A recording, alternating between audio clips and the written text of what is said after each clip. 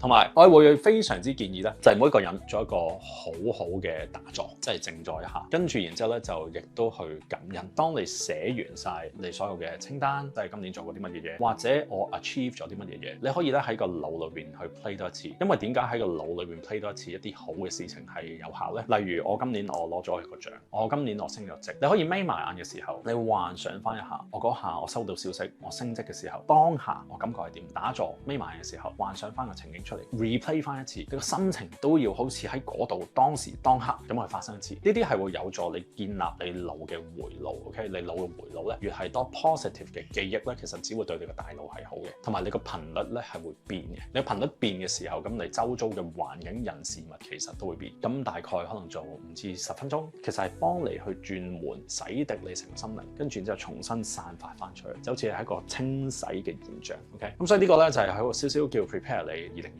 年嘅嚟臨啦。